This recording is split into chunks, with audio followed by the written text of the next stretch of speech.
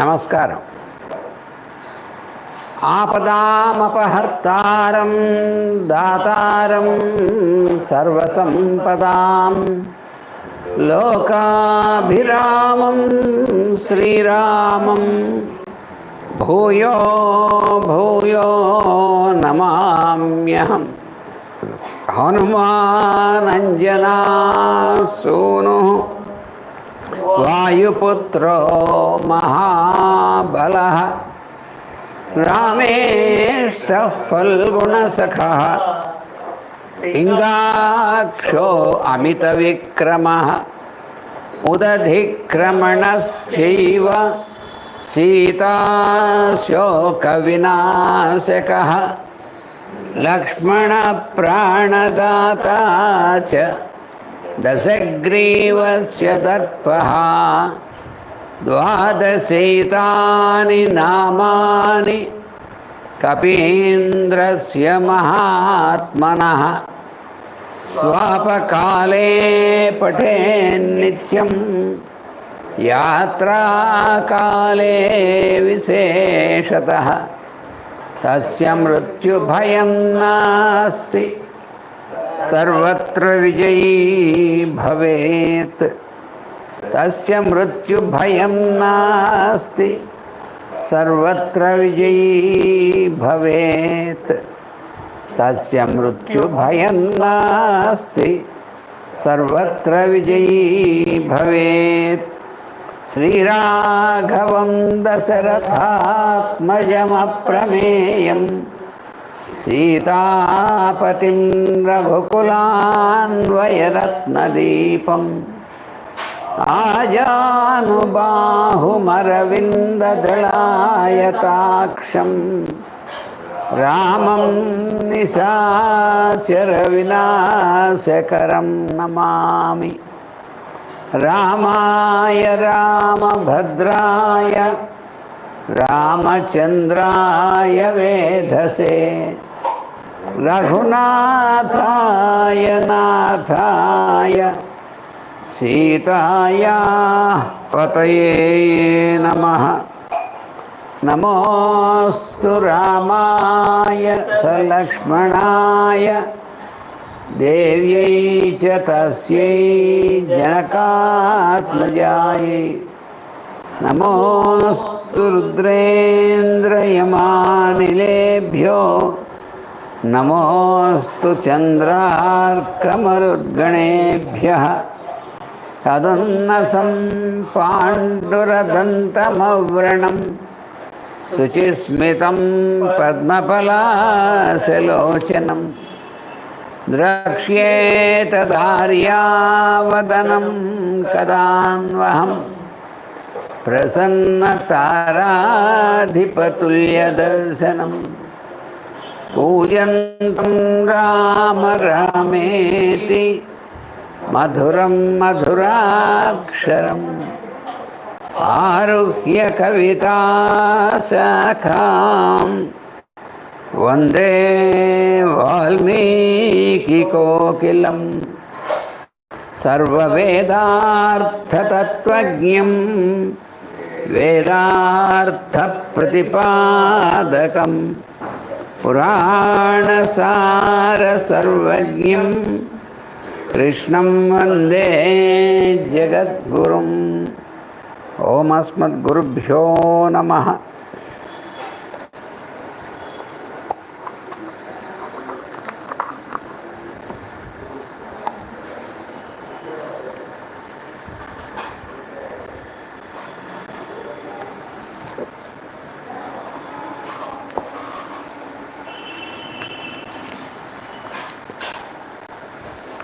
వాల్మీకి రామాయణంలో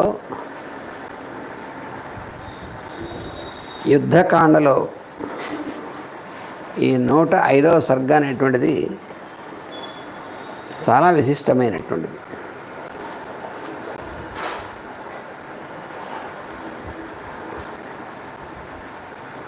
ఇప్పుడు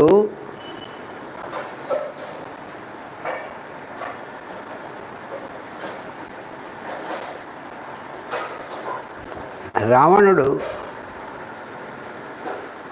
మళ్ళీ వెనక్కి తిరిగి వచ్చాడు. రాముడికి ఎదురుగుండా నిలిచాడు. నిశ్చితంగా ఇంకా యుద్ధం చేయాలి అనేటువంటి సంకల్పంతో రాముడు కూడా ఆ యుద్ధక్షేత్రంలో నిలిచి ఉన్నాడు. ఆ రోజు జరిగినటువంటి యుద్ధం ఉదయం నుంచి కూడా చాలా తీవ్రంగా జరిగింది. రావణుడికి మధ్యలో రావణుడు కూడా కొంత అలసి ఉండడం వల్లే సారథి అలా దూరంగా తీసుకెళ్ళడం జరిగింది. రాముడు కూడా కొంత అలసట ఉంది, కానీ రాముడికి అంత అలసట ఉండదు. ఎందుకంటే రాముడికి బల అతి బల ఇవన్నీ ఉన్నాయి కాబట్టి.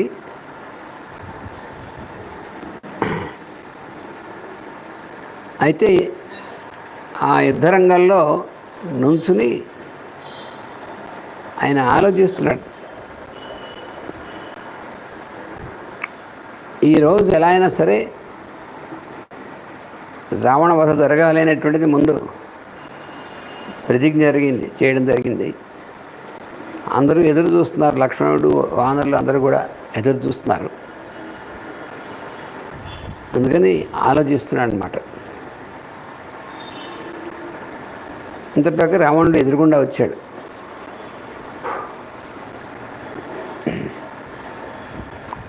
వస్తే ఈ రావణ యుద్ధం ఇంకా అది పరాకాష్ఠకు వచ్చింది. అందుకని దాని యొక్క ఇది అంతం ఎలా జరుగుతుంది దానికి చివరికి అనేటువంటిది ఆ యుద్ధాన్ని చూడడం కోసం దేవతాగణాలు అందరూ కూడా వచ్చి ఉన్నారు. అంతరిక్షంలో నిలిచి ఉన్నారు. దేవతలు, గంధర్వులు, అందరూ ఋషులు, వీళ్ళందరూ కూడా వాళ్ళందరూ. సరిగ్గా ఆ సమయంలో అగస్త్య మహర్షి అక్కడ వచ్చి నిలిచాడు. ఆయన రాముడి దగ్గరికి వచ్చారు. ఆయన అది ఇక్కడ సన్నివేశం.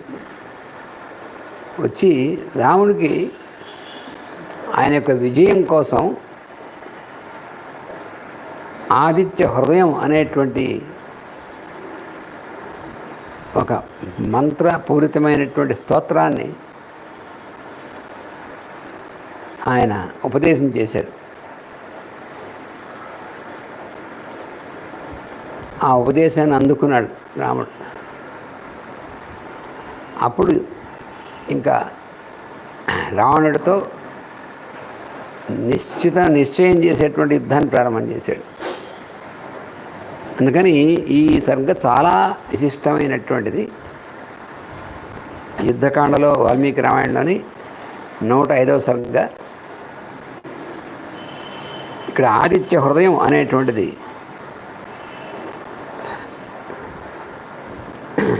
దీన్ని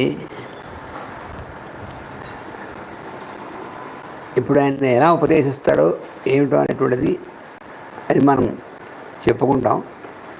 అయితే మన వాళ్ళని చాలామందికి, మన మాస్టర్ గారి శిష్యుల వర్గంలో ఉన్న వాళ్ళకి, తర్వాత మిగతా గురువుల దగ్గర ఉన్నటువంటి వాళ్ళకి చాలామందికి ఆదిత్య హృదయం అనేటువంటిది చాలా మంది చేస్తూ ఉంటారు. విఖ్యాతమైనటువంటిది ఆదిత్య హృదయం అనేటువంటిది. అటువంటి పరమ పుణ్యప్రదమైనటువంటి ఆదిత్య హృదయం ఇది మనం రోజు అనుసంధానం చేసుకుంటున్నాం. చాలామంది, కొన్ని వేల మంది అది చేసుకోవడం అనేటువంటిది చేస్తే ఆత్మశక్తి అనేటువంటిది బాగా పెరుగుతుంది. అప్పుడు అన్ని రకాలైనటువంటి భయాల నుంచి, రోగాల నుంచి, వాటి నుంచి మనం వాటిని అతిక్రమించేటువంటి శక్తి మనకు వస్తుంది. అందువలన ఇప్పుడు మనం అది ప్రారంభం చేస్తున్నాం. తతో యుద్ధ పరిశ్రాంతం సమరే చింతయా స్థితం రావణం జాగ్రతో దృష్ట్వా యుద్ధాయ సముపస్థితం దైవతైశ్చ సమాగమ్య ద్రష్టుమభ్యాగతో రణం ఉపగమ్య అబ్రవీద్ రామం అగస్త్యో భగవాన్స్తదా. తతః అంటే అప్పుడు. ఈ తతః అనేటువంటిది పదం మనకి ఇంతకుముందు కూడా విశిష్టమైనటువంటి చోట వచ్చింది. సుందరకాండ ప్రారంభంలో తతో రావణ నీతాయా సీతాయా శత్రుకర్షణ హనుమంతుడి గురించి. అలాగే తతః అంటే అప్పుడు రాముడి గురించి చెప్తున్నాడు. యుద్ధ పరిశ్రాంతం, చాలా తీవ్రమైనటువంటి యుద్ధం అనేటువంటి జరిగి అందులో యుద్ధం చేసిన తర్వాత కొంచెం శ్రాంతుడయ్యాడు. అంటే కొంచెం శ్రమ అనేటువంటిది కలిగింది. సమరే చింతయా స్థితం, యుద్ధంలో చింతయ అంటే ఆలోచన చేస్తూ స్థితం నిలిచి ఉన్నాడు. రావణం అగ్రతో దృష్ట్వా, రావణుడిని ఎదురుగుండా చూశాడు. మళ్ళీ తిరిగి వచ్చి ఎదురుగుండా నుంచున్నాడు కదా, చూశాడు. యుద్ధాయ సముపస్థితం, వాడు ఎలా ఉన్నాడు రావణుడు? యుద్ధం కోసం ఉపస్థితం వచ్చి ఉన్నాడు సిద్ధంగా. దైవతైశ్చ సమాగమ్య ద్రష్టుమభ్యాగతోరణం, దేవతలందరూ కూడా వాళ్ళు ఈ యుద్ధాన్ని చూడడం కోసం వచ్చి ఉన్నారు. అప్పుడు అలా ఉన్నటువంటి స్థితిలో భగవాన్ అగస్త్య,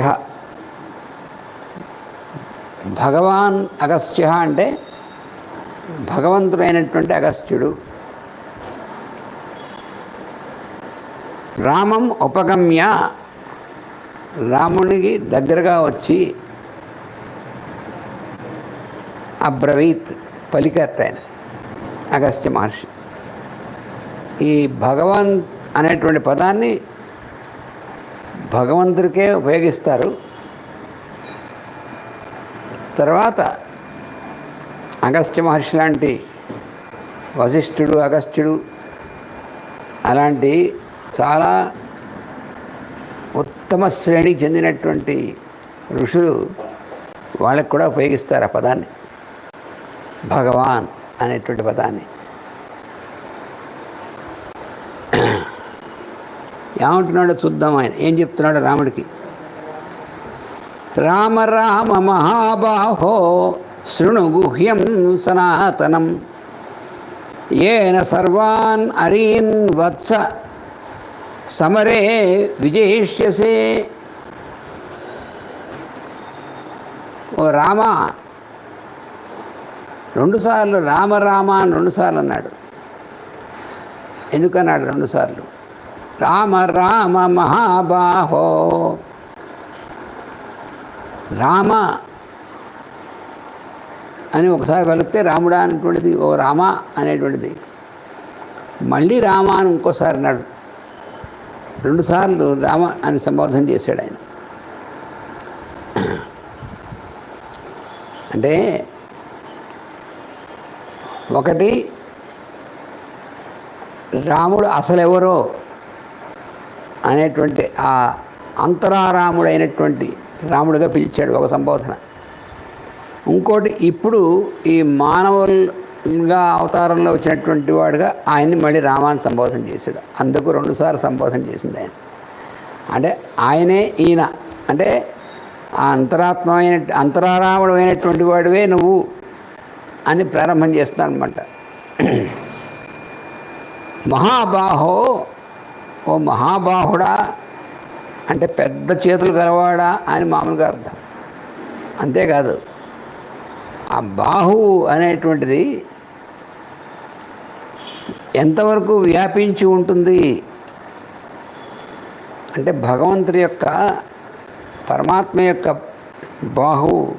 బాహు అనేటువంటిది ఆయన యొక్క శక్తికి ప్రతీక అన్నమాట.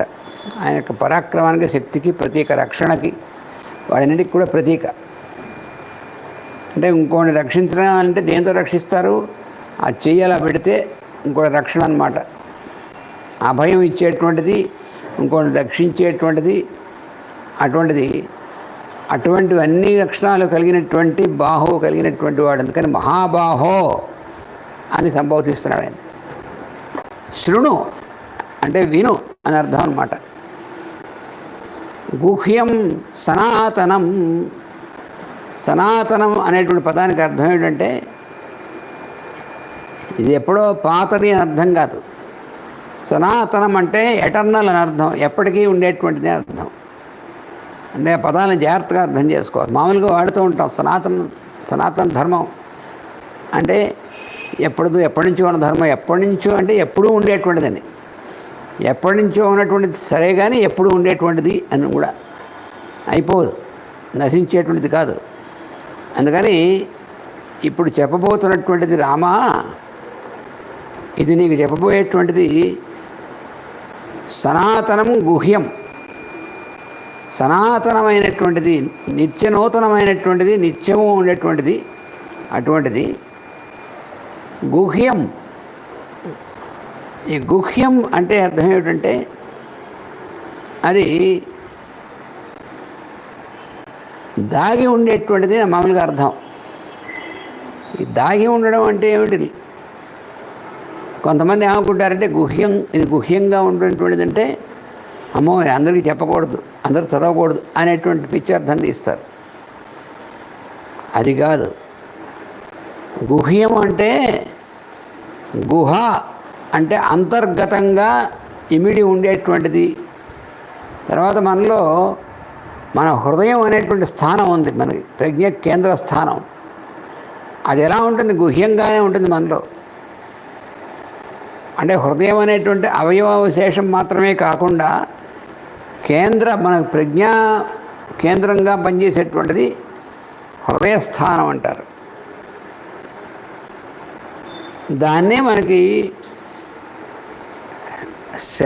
ఒక్కొక్క ఒక్కొక్క పదంగా చెప్తారన్నమాట. జ్యోతిష్ శాస్త్రం ఉందనుకోండి, హృదయం అనేటువంటిది గుహ కింద చెప్తారు. ఎందుకంటే గుహలో ఉండేటువంటిది ఏమిటి? సింహం. అందుకని సింహరాశి అనేటువంటి దానికి హృదయానికి సంబంధించినటువంటిది. అందుకని గుహ్యం, అసలు గుహ్యం అనేటువంటి పదానికి గుహలో ఉండేటువంటిది అర్థం. ఏ గుహ? ఇక్కడ మన లోపల ప్రజ్ఞా కేంద్రంగా ఉండే అంతర్యామి యొక్క, అంటే ఈశ్వరుడు అనేటువంటి ఆయన ఎక్కడి నుంచి పనిచేస్తాడో, ఈశ్వరుడు ఎక్కడ ఉంటాడు అంటే భగవద్గీతలో చెప్పాడు. ఈశ్వర సర్వభూతానాం హృద్దేశే అర్జున తిష్టతి. సమస్త జీవరాశులకు హృద్ దేశే, ఎక్కడైతే హృదయం అనేటువంటిది ఉందో ఆ హృదయ కేంద్రంలో, ఆ ప్రదేశంలో తిష్టతి, స్థిరమై ఉంటాడు. ఎవరు? ఈశ్వరుడు అని చెప్పి భగవద్గీతలో చెప్పాడు.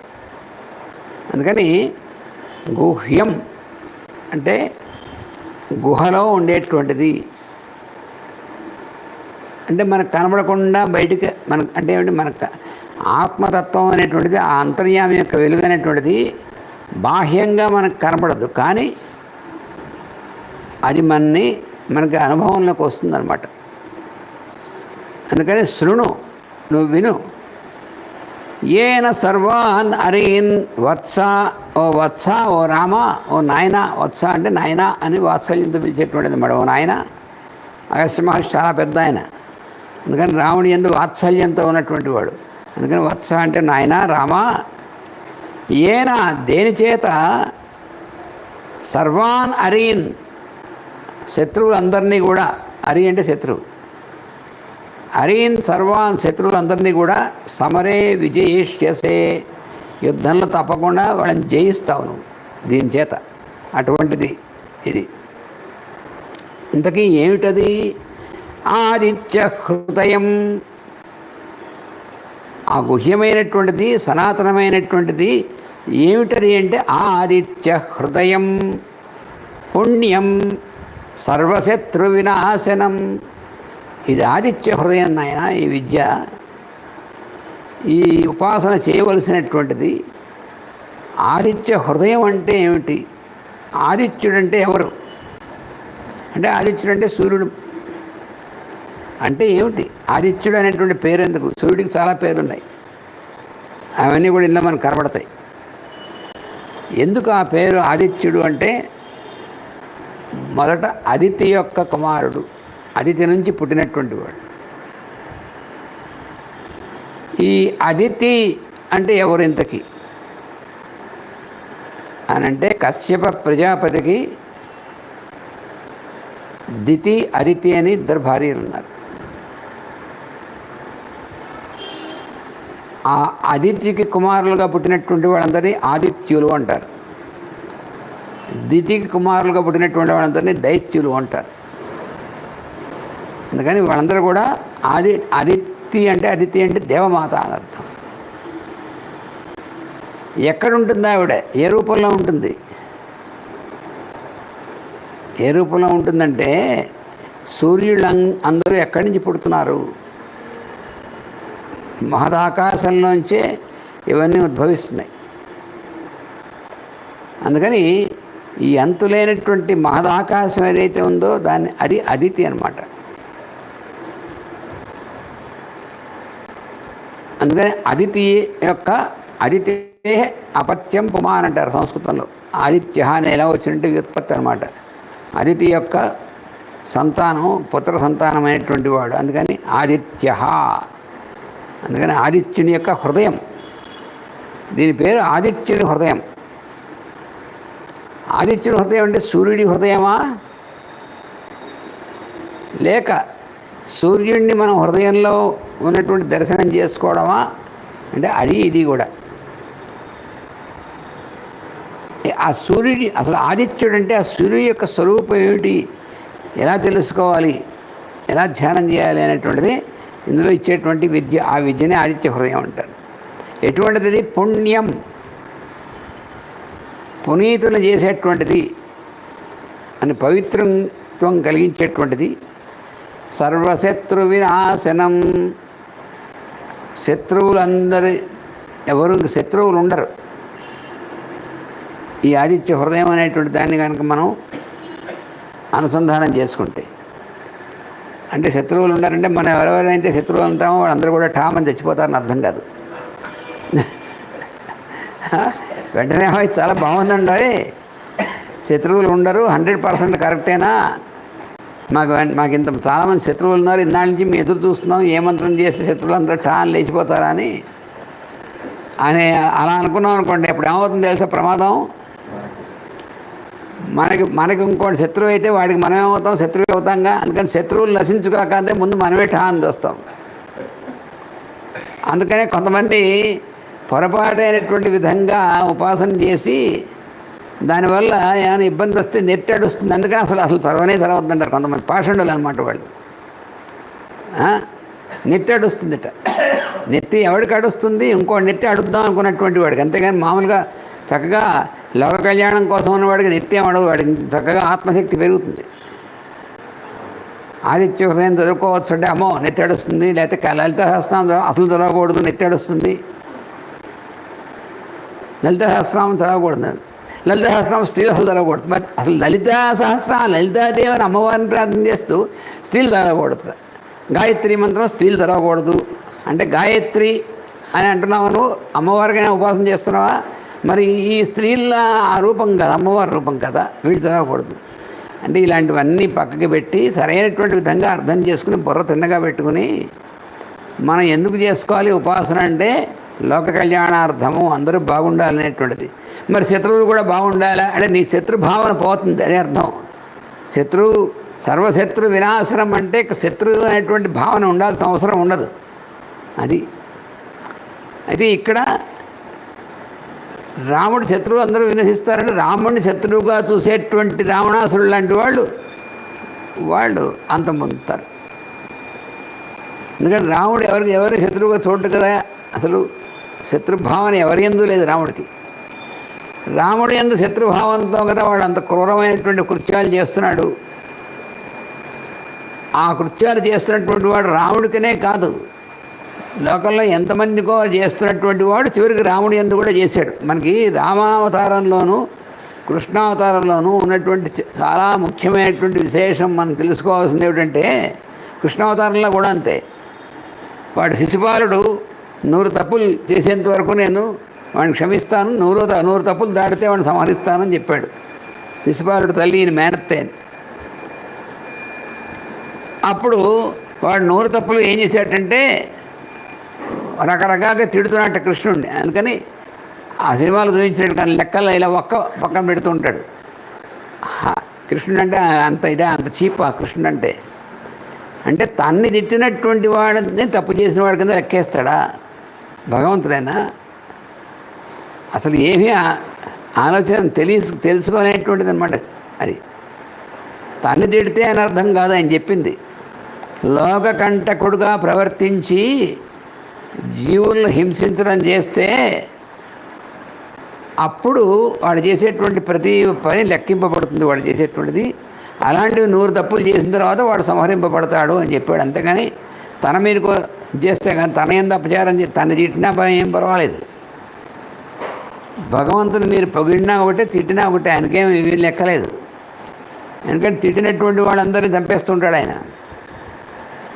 భగవంతుడు లేడు అని అన్నటువంటి వాళ్ళని మనం అనుకుంటాం, మనం రోజు చక్కగా పూజ చేస్తున్నాం, మనం ఆస్తికులం మహాభక్తులం, భగవంతుడు లేడనేటువంటి వాళ్ళందరినీ కూడా అసలు లేకుండా పోవాలి, వాళ్ళు సంహరింపబడాలి అని అంటేనే వీడు ఆస్తికుడు కాదని అర్థం. ఎందుకంటే ఎవడి ఎందైతే నువ్వు అలా అంటున్నావో వాడి ఎందు కూడా అంతర్యామి ఆయనే అని మర్చిపోకూడదు మనం. అందుకని ఆయనకి లేనటువంటిది మనం ఏమిటి? అందుకని అలాంటి పిచ్చి ఆలోచనలన్నీ పక్కన పెట్టి సర్వశత్రు వినాశనం అంటే అందరూ ఈయన శత్రువులు అనేటువంటి భావన ఈయన యందు ఎవరికైతే ఉంటుందో వాళ్ళకి నాశనం కలుగుతుంది. అంతేగాని ఈయన శత్రువుగా భావిస్తాడని అర్థం కాదు. జయావహం అంటే జయము, విజయం అనేటువంటి దాన్ని మనకి కూర్చిపెడుతుంది అటువంటిది ఈ విద్య. దాన్ని జపే నిత్యం. ఎప్పుడు జపం చేయాలండి అంటే మనకి ఇలా ఏమైనా ఇబ్బందులు వచ్చినప్పుడు మాత్రమే జపం చేయాలని, నిత్యం చేయాలి. నిత్యం చేస్తే ఇబ్బందులు ఉండవు. ఇబ్బందులు వచ్చినప్పుడు నేను చేయమని అర్థం కాదు. ఏమండి మంత్రం స్తోత్రం చేసుకోండి మీరు అంటే ఎప్పుడండి అంటే ఇబ్బందులు వచ్చినప్పుడు, మనం ఏదో అప్పులు చేసేసి అప్పులు తీర్చలేకపోతేనో అలాంటప్పుడు కాదు. మనం రోజు చేసుకోవడం. ఎందుకంటే అసలు మనం అలాంటి బుద్ధి చేయకూడని పనులు చేసేటువంటి బుద్ధి ముందు లేకుండా చేసుకోవడం అందుకోసం. కానీ ప్రివెంటివ్ అంటే రోగం వచ్చాక మంది వేసుకోవడం కాదు, రోగం రాకుండా ఉన్నాక ఎలా ఉండాలో అనేటువంటిది ఇది కూడా అదే అనమాట. మనం చూసారా ఏం చేస్తాం, రోగం వచ్చిన తర్వాత అప్పుడు పరిగెత్తాం, అప్పుడు మందు వేసుకుంటాం. అలా కాదు, అసలు రోగం ఎందుకు రావాలి, రాకుండా ముందే నువ్వు ఎలా ఉండాలి అలా ఉండమని అర్థం. అందుకని జపేత్ నిత్యం, జపేత్ నిత్యం, రోజు జపం చేయాలి. ఇది అక్షయం పరమం శివం. పరమం శుభం అన్నామా, శివం అన్న పాఠాంతరాలు అంటారు. మనం పరమం శుభం అంటున్నాం, పరమం శివం అని ఉంది, రెండు ఒకటే. ఇది అక్షయమైనటువంటిది. అక్షయమైనటువంటిది అంటే అర్థం ఏంటి? క్షయం అంటే తరిగిపోవడం. తరగనటువంటిది ఏమిటి? తరగనటువంటిది మనకి తరగనటువంటి స్థితి ఇస్తుంది. అటువంటిది ఇది. పరమం శివం, శుభం, పరమమైనటువంటిది. పరం అంటే పరమం అంటే అర్థం ఏంటంటే మనం మామూలుగా మనం కనబడుతున్నటువంటిది ఉందో దాని వెనకాల ఉన్నటువంటిది ఆధారభూతమైనటువంటిది ఉందో అది పరమం, పరమాత్మ అంటారు. అందుకనే భగవంతుడిని అటువంటిది. సర్వమంగళమాంగళ్యం, మంగళం అనేటువంటిది. మంగళం అంటే అందరికీ కూడా మంచి అనేటువంటిది. మంచి అనేటువంటి దాన్ని మంగళం అంటారు అందరికీ. అది సర్వమంగళమాంగళ్యం, అందరికీ కూడా దాని అనుసంధానం ఎవరు చేసుకుంటే దానివల్ల అందరికీ కూడా మంగళప్రదమైనటువంటిది ఇచ్చేటువంటి మాంగళ్యమైనటువంటిది అది అర్థం. మాంగళ్యం అంటే మెడలో మనం కట్టేటువంటి, పెళ్లిలో కట్టేటువంటి దాన్ని మాంగళ్యం ఎందుకంటారు? దాన్ని మాంగళ్యం అంటే మంగళమైనటువంటి స్థితి కోసం కట్టేటువంటిది, అందుకని మాంగళ్యం అంటారు దాన్ని. ఎందుకు కడతారు మాంగళ్యం అంటే, మనం మామూలుగా చూస్తుంటాం మాంగళ్యం మెడలో పుస్తుల తాడు కట్టేసి ఒక ఉరితాళ్ళ చేసేసారని, ఇవన్నీ రకరకాలైనటువంటి పిచ్చివాగుళ్ళ నేను. ఇవాళ దాని సిగ్నిఫికెన్స్ తెలియదు కాబట్టి మాంగళ్యం తీసేసి పక్కన పడేస్తూ ఉంటారు. పెట్టుకున్నామంటే పెట్టుకోపోయినామంటే, ఎందుకంటే మంగళస్థితి అనేటువంటి తెలియనటువంటి వాళ్ళకి వాడు వేసుకుంటే ఏం వేసుకోపోతే ఇది వేసుకుంటేనేనా అంటే వేసుకోపోతేనేనా అని అంటుంది అక్కడ పక్కన. ఎందుకు పెట్టారు పెద్దవాళ్ళు అంటే, అది మంగళము అనేటువంటి స్థితి మనకు ఉండడం కోసం. మాంగళ్యం అంటే అది అర్థం.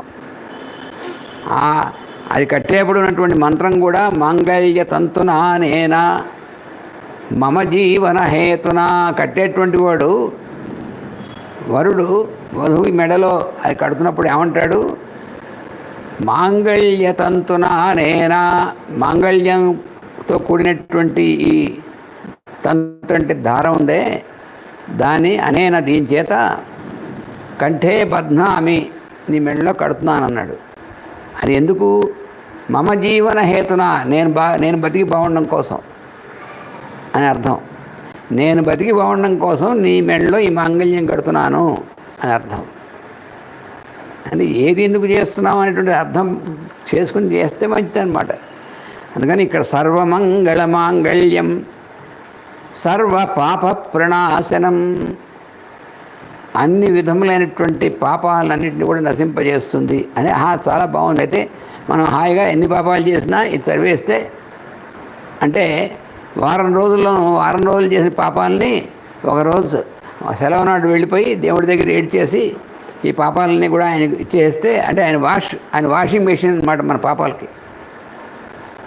అందుకని సర్వపాప ప్రణాశనం అంటే అర్థం ఏంటంటే, పాప బుద్ధిని పోగొట్టేటువంటి, పాపాలు చేద్దాం అనేటువంటి బుద్ధిని పోగొట్టేటువంటి దాని అర్థం. కానీ మనం చేసే పాపాలని మనం చేస్తూ ఉంటే ఒకసారి చదివేస్తూ ఉంటే రోజుకోసారి, అంటే రోజు ఇది చేసుకుంటే మనం చేసినటువంటి పాప ఫలితం అంతా పోతుందండి.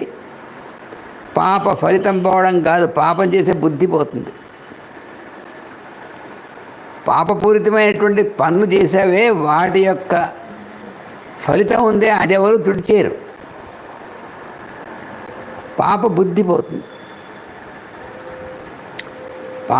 పోతుంది, పాపం అనేటువంటి విధంగా ఆలోచించడం అంటే పాపాలోచనలు పోతాయి, సద్బుద్ధి కలుగుతుంది అన్నమాట. చింత శోక ప్రశమనం, చింత శోకము, చింతనం అనేటువంటి చింత అంటే మనసులో ఒక అభిప్రాయాన్ని, ఒక ఆలోచన పెట్టుకుని అలాగే దాని మీద దృష్టి ఉండడం అనమాట. అది చింత. అది భగవంతుడి మీద చింత అయితే పర్వాలేదు, ఇబ్బంది లేదు. భగవత్ చింతనం ఉంది, ఉండవలసిన చింతనం. అది కాకుండా కేవలం మనం భౌతికమైనటువంటి దీంట్లో అటువంటి వాటి గురించి చింత ఉంటే దానివల్ల భయం కలుగుతుంది, శోకం కలుగుతుంది. అందుకని చింత శోక ప్రశమనం. ఈ చింత శోకం అనేటువంటిది లేకపోతే మనకు ఉండేటువంటిది ఏమిటి? ఆయుర్వర్ధనముత్తమం. ఆయువుని అభివృద్ధి చెందుతుంది, అంటే మన యొక్క ఆయుష్ని వర్ధనం అంటే పెంచుతుంది. అయితే రోజు మనం ఈ కనుక రోజు 2 సార్లు 3 సార్లు పారాయణ చేసేస్తే మన ఆయువు బాగా పెరుగుతుంది. అంటే అర్థం ఏంటంటే, ఆ ముందు చెప్పాడుగా చింత శోకం అనేటువంటిది. ఆ చింత శోకం లేకుండా ఉంటే ఆయువు అనేటువంటిది బాగా చక్కగా పనిచేస్తుంది. నీకున్న ఆయువు అంతా పూర్తిగా ఉంటావు. చింత శోకం నిరంతరం ఉన్నాయనుకోండి, అప్పుడు ఏమవుతుందంటే ఆయువు క్షీణం అవుతుంది, తగ్గిపోతుంది. అందుకని ఇతర చింతలు లేకుండా భగవన్ చింతనం అనేటువంటిది ఉంటే అప్పుడు ఈ చింతలన్నీ ఉండవు. లేకపోతే ఏమవుతుంది? చింత అంటే ఆలోచన, దానివల్ల ఏమవుతుంది? టెన్షన్ వస్తుంది. బాగా టెన్షన్గా ఉంది. ఎందుకు టెన్షను? ఎప్పుడు ఉంటుంది అంటే నాకేదో అయిపోతుంది. ఏమైపోతుంది నీకు?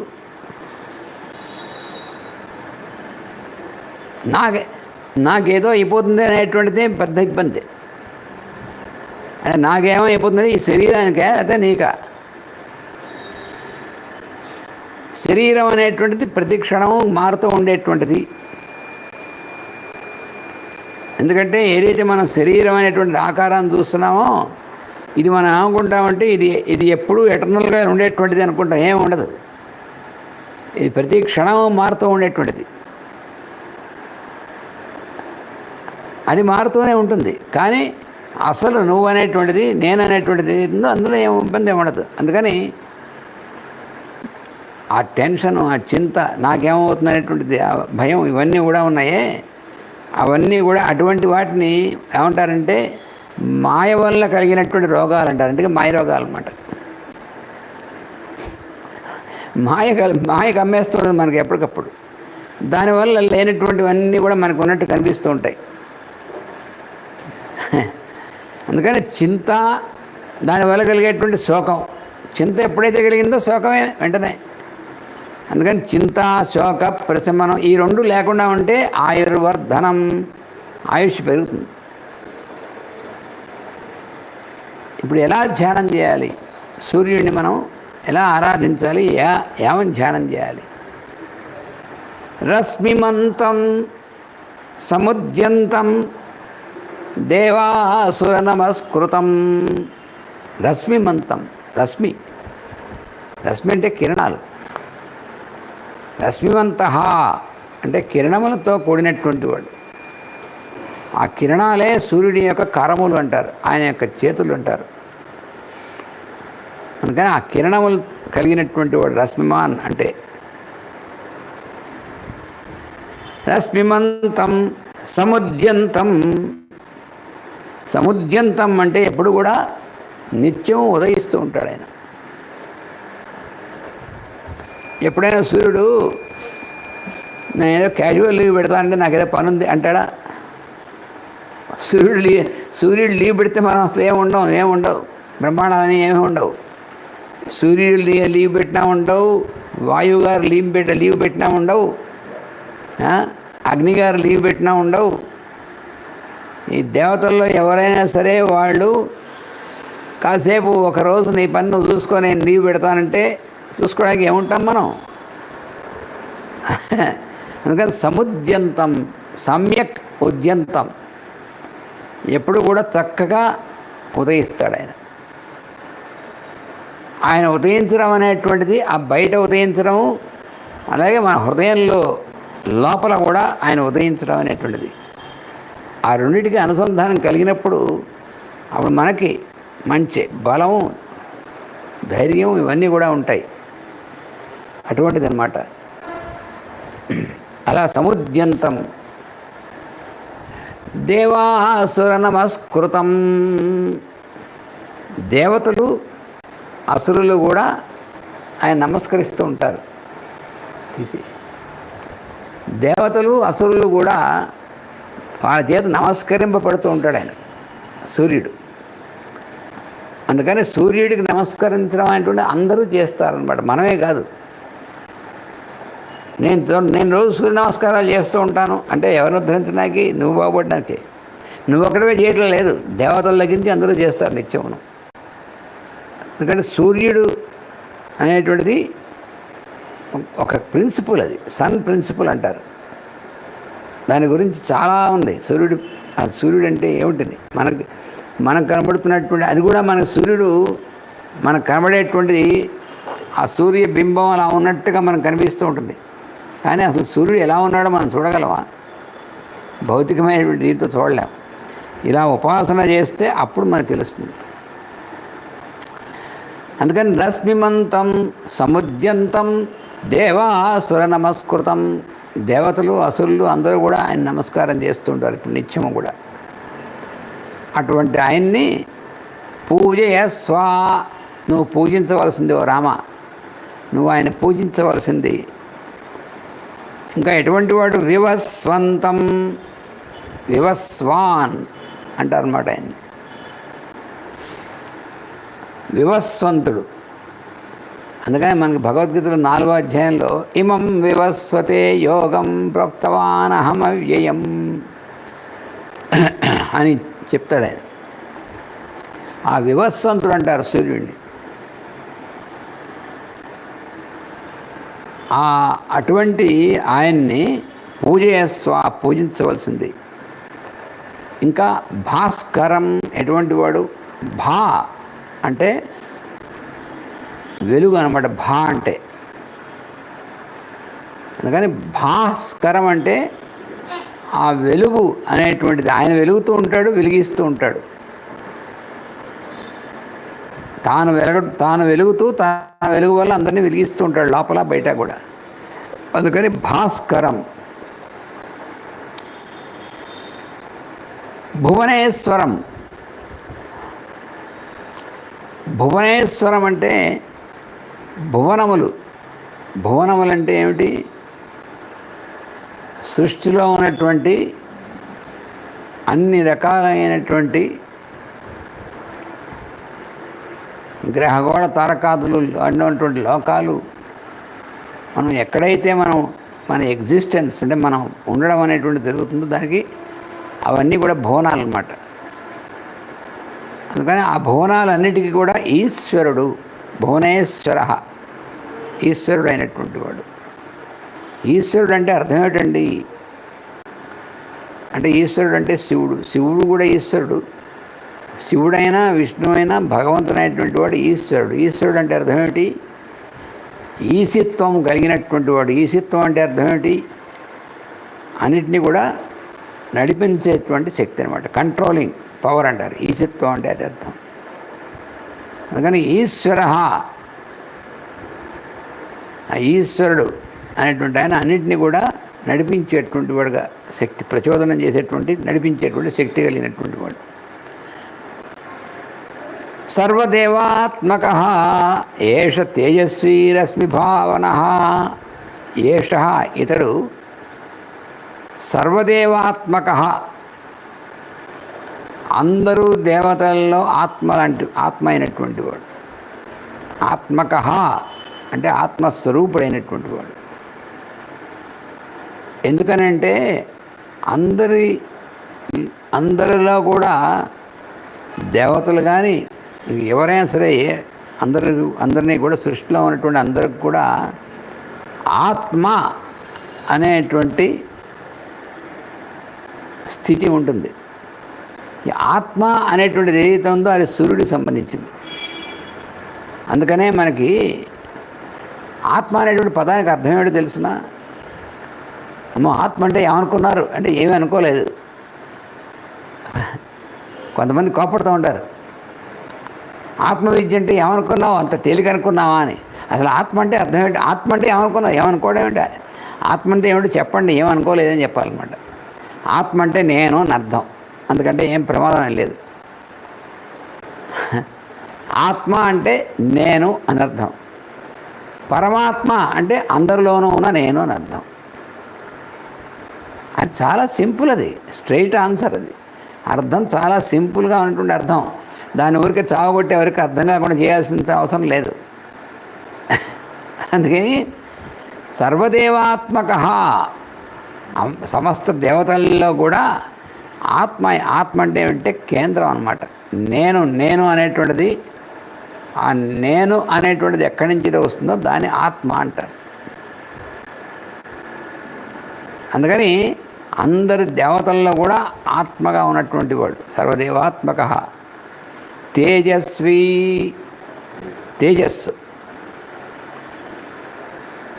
తేజస్సు అనేటువంటిది అది, ఆ తేజస్సు అనేటువంటిది ఏంటంటే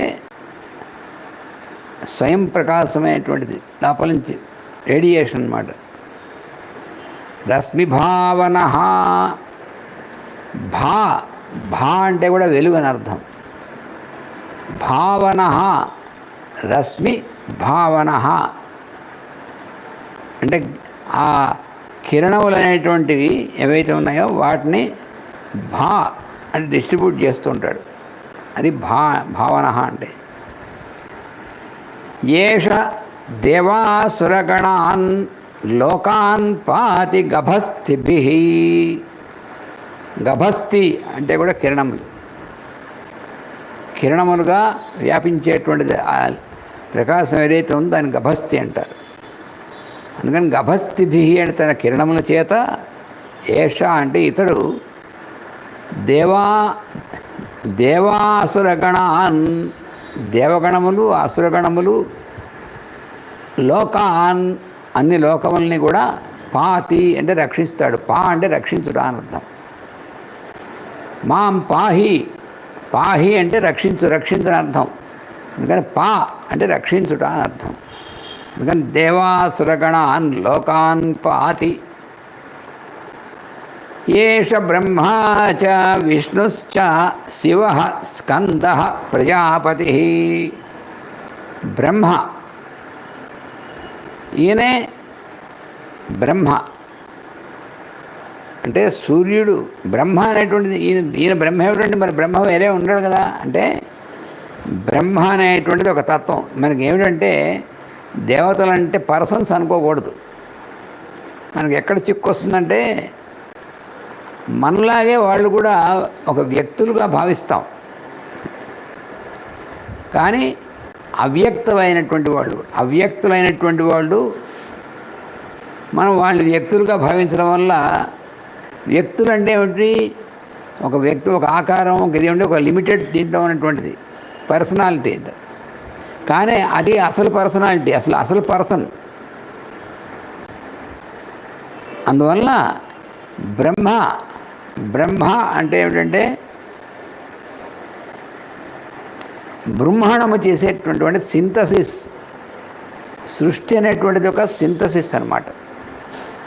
సృజనాత్మకమైనటువంటి సృష్టి అనేటువంటి కార్యం ఉందే అది దాన్ని సింథటిక్ యాక్టివిటీ అంటారు, సింథసిస్. అందుకని బ్రహ్మ అనేటువంటి ఆయన ఏం చేస్తూ ఉంటాడు, సృష్టి అనేటువంటి దానికి చేసేటువంటి ప్రజ్ఞ, మహాప్రజ్ఞ ఆయన. మరి ఏష బ్రహ్మ అంటే ఈయనే బ్రహ్మగా కూడా, అంటే బ్రహ్మ కూడా ఈయనే అంటే ఈయనలో పనిచేసేటువంటిది బ్రహ్మే. మరి జీవులు మనందరం ఉన్నాం. ఈ భూమి మీద ఉన్నటువంటి జీవులు ఈ గ్రహాల్లోనూ, మన భూమి అనేటువంటిది తర్వాత మిగతా గ్రహాల్లోనూ అన్నిటిలోనూ ఉన్నటువంటి జీవరాశులు అందరూ ఉన్నారే. ఈ జీవరాశులందరూ కూడా అసలు వాళ్ళు ఎలా సృజింపబడుతున్నారు సృష్టికి, అంటే వాళ్ళు దీంట్లోకి ఎలా వస్తున్నారు. అందుకని వాళ్ళందరికీ కారణభూతులైనటువంటి వాళ్ళందరూ రావడానికి కారణభూతులైనటువంటి వాడు. అందుకని ఏష బ్రహ్మ. మనం రోజు గురుర్బ్రహ్మ గురుర్విష్ణు గురుర్దేవో మహేశ్వర మనం రోజు నిత్యం చదువుతాం. అందులో బ్రహ్మ గురుర్బ్రహ్మ అని దీర్ఘం చదువుతాం. గురుర్విష్ణు గురుర్దేవో మహేశ్వర. మళ్ళీ గురు సాక్షాత్ పరం బ్రహ్మ. అక్కడ చాలామంది గురు సాక్షాత్ పరబ్రహ్మ కాదు, అక్కడ పరం బ్రహ్మ, పరమైనటువంటి బ్రహ్మ. పరం అంటే ఈ బ్రహ్మ అనేటువంటి దాంట్లో పరమైనటువంటి బ్రహ్మ. అక్కడ దీర్ఘం పెట్టకూడదు. పరం బ్రహ్మ అని దీర్ఘం కాదు, పరం బ్రహ్మ. అంటే ఉచ్చారణ అనేటువంటిది కూడా ఎలా చేయాలో అనేటువంటిది తెలుసుకుని అలా చేస్తే మనకి దానివల్ల మనలో వికసించవలసినటువంటి తొందరగా వికసిస్తుంది. లేకపోతే మెకానికల్గా వెళ్ళిపోతూ ఉంటుంది. చాలామంది తెలియకపోవడం వల్ల పాపం, అంటే తెలియకపోవడం అంటే వాళ్ళకి ఎందుకు తెలియదంటే వాళ్ళకి చెప్పవలసిన వాళ్ళు చెప్పకపోవడం వల్ల, లేకపోతే వాళ్ళు చెప్పేటువంటిది వీళ్ళు వినకపోవడం వల్ల, రెండు ఉంటాయి. చెప్పేటువంటి వాళ్ళకి మనం ఇవన్నీ కూడా చెప్పాలి, తెలియజేయాలనేటువంటిది వీళ్ళు చేయాలి. ఎందుకంటే తమకు ఎలా తెలిసింది, తమ గురువు యొక్క అనుగ్రహం వల్ల, తమ చెప్పిన వాళ్ళ వల్ల కదా. అలా మనం తెలిసినటువంటి దాన్ని మనం కూడా ఇంకోటి తెలిసేట్టుగా చేయాలి. అలా వాళ్ళు చెప్తున్నప్పుడు దాన్ని స్వీకరించడానికి కూడా సిద్ధంగా ఉండాలి, రెండు ఉండాలి. అందుకనే గురు శిష్య సంబంధం అంటారు. అది రెండు పోల్స్ అవి. అది ట్రాన్స్మిటింగ్ పోలు, రిసీవింగ్ పోలు రెండు ఉంటేనే ఈ విద్య అనేటువంటిది ట్రాన్స్మిట్ అవుతూ ఉంటుంది. అయితే విద్య ఎప్పుడూ ఉంటుంది, కానీ ట్రాన్స్మిషన్ అనేటువంటిది జరగాలంటే ట్రాన్స్మిషన్ అండ్ రిసీవింగ్ ఈ రెండు ఉండాలి. సర్క్యూట్ అన్నమాట ఇది. అదే మనకి తైత్రీయోపనిషత్తు అనేటువంటి దాంట్లో మనకి ఆచార్య పూర్వరూపం అంతేవాస్యుత్తర రూపం విద్యాసంధి ప్రవచనగుం సంధానం అని తైత్రీయోపనిషత్తు చెప్పారు, విద్యాధికరణం అనేటువంటి దాంట్లో. అందుకని బ్రహ్మ అంటే సృష్టికర్తగా పనిచేసేటువంటిది, సృష్టిగా తీసుకొచ్చేటువంటిది శక్తిని, ఆ ప్రిన్సిపుల్ని బ్రహ్మ. తర్వాత విష్ణు ఏష బ్రహ్మాచ ఏష విష్ణుశ్చ, ఈయనే బ్రహ్మ, ఈయనే విష్ణువు. విష్ణువు ఏమిటి అంటే మిస్టర్ విష్ణు అని అర్థం కాదు. విష్ణు అనేటువంటిది ఎందుకన్నారు ఆయన్ని అంటే, ముందు మనం ఎప్పుడు కూడా గుర్తుపెట్టుకోవాల్సింది, వేదంలో ఉన్నటువంటిది ఏవైనా సరే పేర్లు ఏవి కూడా మనలాగా వ్యక్తికి పెట్టినటువంటి పేర్లు కావు. అందుకని వేదం అనేటువంటి వేదానికి, వేదం అనేటువంటి వెలుగుకి, వేద విద్యకి 6 శాస్త్రాలు ఉన్నాయి. వాటిని వేదాంగములు అంటారు. ఆ 6 శాస్త్రాల్లో ఒకటి నిరుక్తమైనటువంటి శాస్త్రం ఉంది, అంటే ఇంగ్లీష్లో ఎటిమాలజీ అంటారు. అంటే ఆ శబ్దం అనేటువంటిది, ఒక పదం అనేటువంటిది ఉంటే ఆ పదం అలా ఎందుకు తయారైంది అని చెప్పేటువంటిది. అందులో విష్ణు అనేటువంటి పదం ఎలా వచ్చిందంటే విషుర్వ్యాప్తవు. విషు అనేటువంటి పదానికి వ్యాపించుట అని అర్థం. అందుకని అంతటా వ్యాపించి ఉండడం అనేటువంటి లక్షణం వల్ల విష్ణువు అనేటువంటిది అన్నారు ఆయన్ని. అందుకని ఏష బ్రహ్మాచ ఏష విష్ణుశ్చ, తర్వాత ఏష శివ, శివుడు కూడా ఈయనే. బ్రహ్మ విష్ణు మహేశ్వరుడు అంటే శివుడు అనమాట. శివ అనేటువంటి పదం, శివ అంటే శివం అంటే మంగళప్రదమైనటువంటిది. అదేమిటండి మరి ఆయన ప్రళయానికి కదా ఆయన చేసేటువంటి ప్రళయ కారకుడైనటువంటి వాడు. అవును, అయ్యో ప్రళయం అంటే మంగళం ఏమిటండి అంటే, ముందు మన ఎగ్జిస్టెన్స్ పుట్టుకలోకి రావడానికి బ్రహ్మ, వచ్చిన తర్వాత మన స్థితి అనేటువంటిది కల్పించేటువంటి ఆయన విష్ణువు, లయం అనేటువంటిది కూడా కల్పించేటువంటిది అప్పుడు శివుడు. ఈ మూడు ఫంక్షన్స్, 3 రకాలైనటువంటి ఫంక్షన్స్ అంతే. ఆ ఫంక్షన్ చేస్తున్నప్పుడు బ్రహ్మ అంటారు ఆయన, అదే భగవంతుడిని. ఈ ఫంక్షన్ చేస్తున్నప్పుడు విష్ణు అంటారు, ఈ ఫంక్షన్ చేస్తున్నప్పుడు శివుడు అంటారు. అంతేగాని ముగ్గురు అందరూ వేరువేరని కాదు. బహుదేవతారాధకులండి భారతీయులు, ఫలానా మతం వాళ్ళు బహుదేవతారాధకులు. బహుదేవతారాధకులు అంటే మరి అన్ని ఫంక్షన్స్లు ఒక ఫంక్షన్లో ఒక పేరు, అది ఒక పనికి ఒక పేరు. వాళ్ళందరూ వేరువేరని అర్థం కాదు. మనం చాలాసార్లు చెప్పుకున్నాం. బలానా ఆయన ఉన్నాడు, ఆయన కలెక్టర్ గారు ఉన్నాడు. ఎక్కడ కలెక్టరు? ఆఫీసులో. ఇంట్లో భార్య కలెక్టర్ కాదుగా, భార్యకి భర్త. ఆ కలెక్టర్ గారు అనేటువంటిది ఆయన వేరే అయినా, ఇక్కడ భర్త గారు వేరే అయినా అని ఉంటుందా? అలాగే ఉంటుంది. వాళ్ళ పిల్లలు నాన్నగారు అని పిలుస్తారు, ఈ నాన్నగారు వేరా. ఆ ఫంక్షన్ని బట్టి ఆ పేరుతో పిలుస్తారు. అది మనకి ఎలాగో అలాగే ఈ దేవతల పేర్లన్నీ కూడా నాయన అని నిరుక్త శాస్త్రం చెప్పింది. తత్ర సర్వాణి నామాని ఆఖ్యాతజాని. తత్ర అంటే వేదంలో అన్ని పేర్లు కూడా ఆఖ్యాతజములు అంటే ఫంక్షనల్ నేమ్స్ అర్థం. ఆ ఫంక్షన్ని బట్టి ఆ పేరు వస్తుంది తప్ప ఊరికి మీరు తమాషాగా పెట్టుకున్నటువంటి వ్యక్తి పేరు కాదు అది. అందుకని ఈయన ఆ త్రిమూర్తులాత్మకమైనటువంటి వాడు అని అర్థం అన్నమాట. ఎందుకంటే నేను అనేటువంటిదే కదా, ఏ రూపంలో ఉన్నటువంటిది వ్యక్తమైనటువంటి నేను అనేటువంటిదే. అందుకని ఆ నేను అనేటువంటిది ఏదైతే ఉందో ఆ నేనుగా వ్యక్తం అవడం అనేటువంటిది సూర్యుడి యొక్క ప్రిన్సిపల్, ఆత్మ కదా. అందుకని ఆత్మకారకుడు అంటారు. జ్యోతిష్ శాస్త్రంలో సూర్యుడిని ఏమంటారు? ఆత్మకారకుడు అంటారు. మన జాతకంలో సూర్యుడు మనం దేన్ని సూచిస్తాడంటే మన యొక్క ఆత్మతత్వాన్ని సూచిస్తాడు.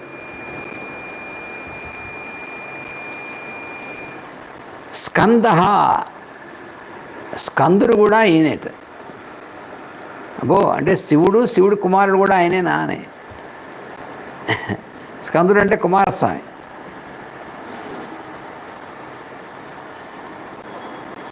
ఈ కుమారస్వామి ఏమిటండి అంటే, అబ్బో బ్రహ్మాండం అండి. చేతిలో శూలం ఉంటుంది, నెమలి ఉంటుంది, ఆ నెమలి మీద కూర్చొని ఎగురుతూ ఉంటాడు. ఆయనకి ఎన్ని పేర్లున్నాయి? కార్తికేయుడు, షణ్ముఖుడు, ఇలా ఎన్నో పేర్లున్నాయి ఆయనకు కూడా. అందుకని ఈయన స్కంద. తర్వాత ప్రజాపతి అయినటువంటి వాడు. ప్రజా అంటే ప్రజననం. ప్రజ అంటే అర్థం ఏమిటి? జననం పొందినటువంటి వాళ్ళు అన్నమాట. వాళ్ళు ప్రజలు అంటాం. ప్రజలంటే ఏమిటి? సంతతిగా వచ్చినటువంటి వాళ్ళు అర్థం. అలాగా ఈ ప్రజాపతి అయినటువంటి వాడు ఏం చేస్తారంటే, ఈ జననం అనేటువంటి దాని అంతటినీ వీటన్నిటినీ కూడా వాడు నిర్వహించేటువంటి దేవతల్ని ప్రజాపతులు అంటారు. మహేంద్ర, ఈయన మహేంద్రుడు కూడా. అంటే ప్రతి దేవత ఏమంటే అన్ని దేవతలు ఈయనేనా అండి? ఏమిటంటే చెప్పడం. మరి సూర్యుడిగా వేరే ఏమిటి? మరి ఆదిత్యుడు అని చెప్పారు, బాగానే ఉంది. ఆయనే బ్రహ్మగారు, ఆయనే విష్ణువు, ఆయనే శివుడు, ఆయనే స్కందుడు, ఆయనే ప్రజాపతి. ఏమిటంటే అర్థం లేకుండాను అన్నట్టుగా ఉంటుంది. ప్రజాపతి కూడా ఆయనే, మహేంద్రుడు, ఇంద్రుడు కూడా ఆయనే. అంటే అర్థం ఏంటంటే, నువ్వు ఎవరిలో అయినా సరే ఆత్మ అంటే సూర్యుడు అర్థం. సూర్యుడు అనేటువంటిది తత్వము అని అర్థం. సూర్యుడు అంటే వ్యక్తి కాదని గుర్తుపెట్టుకుంటేనే మనకు అర్థమవుతుంది తప్ప సూర్యుడు అంటే మిస్టర్ సూర్య అనుకోకూడదు. ఆ పేర్లు మనం పెట్టుకుంటున్నాం. మనకు మంచిదే ఆ పేరు పెట్టుకోవడం. నేను దేవుడి పేర్లు పెట్టుకొని ఇష్టం వచ్చిన తలుపులు రావు, చొక్కా రావు, ఇవన్నీ ఉన్నాయి కదా. అందులో అంతర్యామిగా ఉంది ఆయనే. నువ్వు ఎక్కడది అంతర్యామిగా ఉన్నటువంటి వాడు లేకుండా తీసేసి మైనస్ చేయడానికి ఎవరి వల్ల అవుతుంది? ఎందుకంటే ఆ మైనస్ దాన్ని ప్రయత్నం చేస్తున్న నీలో కూడా ఉంది వాడే, ఏం చేయలేవు. అందుకని నువ్వు ఏ ఇష్టం వచ్చినట్టు పేర్లు పెట్టుకుంటావు. గూగుల్ పెట్టి పేర్లు పెట్టుకుంటాను, రకరకాల పేరు. నువ్వు ఏ పేరు పెట్టుకున్నా పర్వాలేదు. కాకపోతే ఆ పేరు చక్కగా మనకు తెలిసినటువంటి పేరు సూర్యుడైనా లేకపోతే ఇలా అయినా పెట్టుకున్నావు అనుకో, అది బాగుంటుంది. లేదా గీరుడని పెట్టుకో. ఎవడు వద్దన్నాడు? కాదని లేదు ఎవరన్నా. నీకు ఏది దొరకగా ఉంటే అది పెట్టుకో. ఏది పెట్టుకున్నా అందులో అంతర్యామి మాత్రం వాడే, అది నువ్వు తప్పించలేవు. అందుకని సూర్యుడే మళ్ళీ ఏష మహేంద్ర అని కూడా ఈయన ధనాన్ని ఇచ్చేటువంటి వాడు. ఎవరండి? ధనాన్ని ఇచ్చేటువంటి వాడు ఎవరని చెప్పండి. అడ్రస్ కుబేరుడు గారు. ఆయన కుబేరుడు అంటారు. ఆయన ధనదహ అంటారు. అంటే సంపద అనేటువంటి దాన్ని ఇచ్చేటువంటి వాడు. ఆయనలో కూడా మరి ఆత్మ ఈయనే సూర్యుడు. ఎలాగా అంటే సూర్యుడు మనకేం సంపాదిస్తున్నాడండి? మన ప్రాణశక్తి మన సొమ్మ. మనలో పనిచేసేటువంటి ప్రాణశక్తి ఎవరిస్తున్నారు? మన చైతన్యం ఎవరిస్తున్నారు? చైతన్యం ఎక్కడి నుంచి వస్తారు? మనకి సూర్యుడే మనకి ఆత్మగా మనలో పనిచేసేటువంటి వాడు. శరీరం అనేటువంటి కట్టుకోవాలంటే ముందు ఆత్మ కదా పనిచేసేది. శరీరం తర్వాత కట్టుకుంటుంది దాని చుట్టూ. అది లేకుండా ఒకటి శరీరం ఒకటి కట్టుకుంటే శరీరం ఊరికే పనికిరాదు, ఊరికే ఉంటుంది అంతే, కదలిక లేకుండా. అందుకని ఆత్మ అనేటువంటిది దాని ద్వారా ఇది కట్టుకుంటుంది అన్నమాట. అందుకని ధన అంటే సంపద. తర్వాత కాలహ, మహేంద్రో ధనద కాలో యమ సోమ కాలహ. కాలము కూడా ఆయనే. కాలం అంటే ఏమిటండి? అంటే కలయతి కాలహ అన్నారు. అంటే ఏమిటి? మెజర్ అనేటువంటిది మనకు తెలియజేసేటువంటి, అది తెలియడం అనేటువంటిది ఎలా తెలుస్తుంది? అది తెలియజేసేటువంటిది అది కాలం. కళ అంటే డివిజన్స్. అలాగే యమహ, యముడు, యముడు కూడా ఆయనేటండి.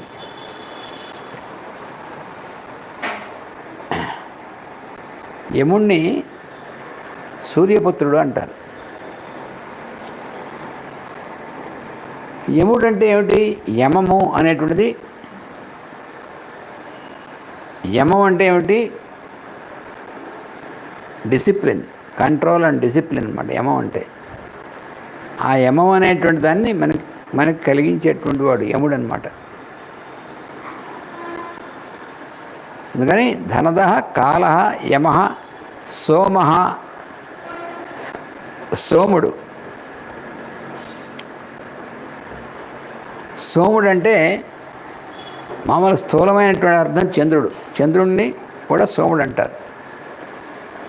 కానీ చంద్రుడి ద్వారా, చంద్రుడిలోంచి పనిచేసేటువంటి ఇంకా హయ్యర్, పై స్థాయిలోంచి పనిచేసేటువంటి దేవతను కూడా ఆయన్ని అసలు సోముడు అంటారు. ఆయన ఎవరు అసలు? సోమ అనేటువంటి పదం ఎలా వచ్చిందంటే స ఉమా, ఉమాతో కూడినటువంటి వాడు. అంటే ఎవరైతే శివుడు అన్నామో సోముడు ఆయనే. అంటే చాలా హయ్యెస్ట్ దీంట్లో ఆయన. ఆ తర్వాత వేరు స్థాయిల్లో ఆ సోముడు పనిచేస్తూ ఉంటాడు. గ్రహాల్లోకి వచ్చేప్పుడు గ్రహాల్లో కూడా సోముడు. ఆ గ్రహాల్లో సోముడు ఒక గ్రహంగా వచ్చే లోపల ఆ సోముడు అనేటువంటి ఆయన యొక్క వెలుగు చంద్రుడి ద్వారా పనిచేస్తుంది కాబట్టి చంద్రుడు కూడా సోముడు అంటారు. ఇదంతా జ్యోతిష్ శాస్త్రంలో ఉన్నటువంటి విషయాలు ఇవన్నీ కూడా. అందుకని యమ సోమో అపాంపతి, అపాంపతి, అపాంపతి అంటే ఆపస్ అనేటువంటి దానికి అధిపతి అయినటువంటి వాడు ఎవడు? వరుణుడు. తర్వాత పితరో, పితరో అంటే పితృదేవతలు, పితరులు అంటారు వాళ్ళు. ఆ పితరులు అనేటువంటి వాళ్ళు అంటే, పితరులు అంటే అర్థం ఏమిటి? మనకు ఆకారము మొదలైనటువంటివి అన్నీ తయారు చేసి మనకు కలిగించేటువంటిది, మనకు జన్మించేటువంటి జీవులకి అందరికి కూడా ప్రోజెనిటర్స్ అన్నమాట వాళ్ళందరూ కూడా. వాళ్ళు తర్వాత వసువహ, వసువు అంటే వాసము కల్పించేటువంటి వాడు. వాసం అంటే ఏమిటి? మన నివాసం అనేటువంటిది మొట్టమొదటి మన నివాసం ఏమిటంటే, అదే మా ఇల్లే ముందు నీ శరీరమే నీ ఇల్లు. నీ శరీరం ఉంటేగా నువ్వు ఇంకోసారి ఎక్కడ ఉన్నటువంటిది అన్ని. అసలు ముందు నీకు వాసం ఏమిటి? వాసయోగ్యమైనటువంటి శరీరం. అందుకని శరీరాన్ని సూచిస్తుంది అన్నమాట అది. అందుకని వసవహ. ఇలా వరుసను ఇంకా సూర్యుడు ఏ ఏ రూపాల్లో ఉన్నాడో అన్నీ సంపూర్ణంగా చెప్తారన్నమాట. అది ఆదిత్య హృదయం అంటే. అందుకని మిగతా మళ్ళీ ఏం చెప్తారో రేపు చెప్పుకుంటాం. స్వస్తి ప్రజాభ్య పరిపాలయంతాం న్యాయేన మార్గేణ మహీం మహీషాః గోబ్రాహ్మణేభ్యః శుభమస్తు నిత్యం. లోకాః సమస్తాః సుఖినో భవంతు. లోకాః సమస్తాః సుఖినో భవంతు. లోకాః సమస్తాః సుఖినో భవంతు. ఓం శాంతి శాంతి శాంతి. వాసుదేవ వాసుదేవ వాసుదేవ. అపరేషన్. ఇప్పుడు ఇంకో చిన్న కార్యక్రమం అంటే మనం రామాయణం ఇది పూర్తి చేసాము. ఒక కొద్ది నిమిషాల కార్యక్రమం ఏమిటంటే, మనకి శార్వరి నామ సంవత్సరం నడుస్తుంది. ఈ శార్వరి నామ సంవత్సరం తర్వాత వచ్చే సంవత్సరం ఉంది. ఆ సంవత్సరం పేరు ప్లవనామ సంవత్సరం. మనకి ఆ సంవత్సరానికి సరిపోయేటువంటిది పంచాంగం అనేటువంటి సంప్రదాయం ఉంది మనకి. ఆ పంచాంగములు అనేటువంటివి తయారు చేసేటువంటి వాళ్ళు సిద్ధాంతులు ఉంటారు. జ్యోతిష్ శాస్త్రం బాగా అధ్యయనం తెలిసినటువంటి వాళ్ళు పంచాంగములు అనేటువంటివి అంటే తిథి, వార, నక్షత్ర, యోగం, కరణం అనేటువంటి 5 అంగములతో కూడినటువంటి దాన్ని పంచాంగం అంటారు. అటువంటి పంచాంగం అనేటువంటిది ఒకటి ఆవిష్కరించడం కోసం వచ్చింది. ఈ పంచాంగం ఎకిరాల వారి పంచాంగం అని, అంటే మా చిన్నాన్నగారు అయినటువంటి బోధాయన గారి యొక్క కుమారుడు చిరంజీవి రామకృష్ణ సిద్ధాంతి, అతను ఈసారి పంచాంగం అనేటువంటిది స్వయంగా తయారు చేసి బయటికి ఇవ్వడం జరిగింది. అంటే ఇంతకుముందు కూడా కొన్ని సంవత్సరాలుగా ఆ పంచాంగం కొంతమంది మిగతా పంచాంగకర్తలు అనేటువంటి వాళ్ళకి అతను చేస్తుండే, ఈసారి తను స్వయంగా తనే పంచాంగం తయారు చేశారు. అది ఇవాళ ఆవిష్కరణ అనేటువంటిది ఇవాళ చేస్తున్నాం. కార్తీక మాసం ఇవాళ చివరి రోజు అమావాస్య. ఈ కార్తీక సోమవారం అన్నీ కలిసి వచ్చాయి మనకి. అందుకని రామాయణ సందర్భంగా ఈ పంచాంగం అనేటువంటిది ఆవిష్కరించడం జరిగింది. ఈ పంచాంగంలో విశేషం ఏంటంటే మనకి సాయన నిరాయన అనేటువంటి దాంట్లో సాయన పద్ధతి అనేటువంటిది కూడా ఇందులో మనకి చేస్తూ ఆ విధమైనటువంటిది పంచాంగం. ఇది కొంచెం రేర్గా ఉంటుంది. ఎక్కువ నిరాయన పంచాంగాలే అన్నీ ఉంటాయి. ఈ సాయన సిద్ధాంతాన్ని కూడా ఇందులో చేసుకుంటూ మనకి ఈ పంచాంగం అనేటువంటిది ఇవ్వడం జరిగింది. మన సంస్థ యొక్క క్యాలెండర్లు మన ఇంతకుముందు 2021 క్యాలెండర్ని కూడా మనం ఆవిష్కరించుకున్నాం. అందులో కూడా పంచాంగం అనేటువంటిది. అది మన చిరంజీవి నండూరి వేణుమాధవ్ ఆ క్యాలెండర్ని, అందులో ఉన్నటువంటి పంచాంగం భాగం అంతా కూడా అతను తయారు చేశాడు. ఇప్పుడు ఈ పంచాంగం అనేటువంటి దాన్ని అతను తయారు చేశాడు. ఇది అందరికీ కూడా తెలియజేయడం కోసం ఇప్పుడు ఆవిష్కరణ అనేటువంటి జరిగింది. వాసుదేవ ఇందులో మనకి మాస్టర్ గారు ఈకే గారు నలుగురు అన్నదమ్ముల యొక్క ఫోటోలు ఉన్నాయి పైన ముఖ చిత్రాల్లోనే. మధ్యలోనేమో సీతారాములు ఆయన అంతా కూడా మనకి రామమయం కదా అంతాను. అది ఇక్కడ మాస్టర్ గారు ఈకే గారు, ఆ తర్వాత ఏమో వేదవ్యాస్ గారు, బోధాయన గారు, భరద్వాజి గారు, ఆచార్య భరద్వాజి గారు. ఈ బోధాయన గారి కుమారుడే రామకృష్ణ సిద్ధాంతి. అందుకని ఎకిరాల వారి పంచాంగం అని మొట్టమొదటిగా ఇవాళ వెలువడింది. వాసుదేవ రాజమండ్రిలో ఉంటాడు.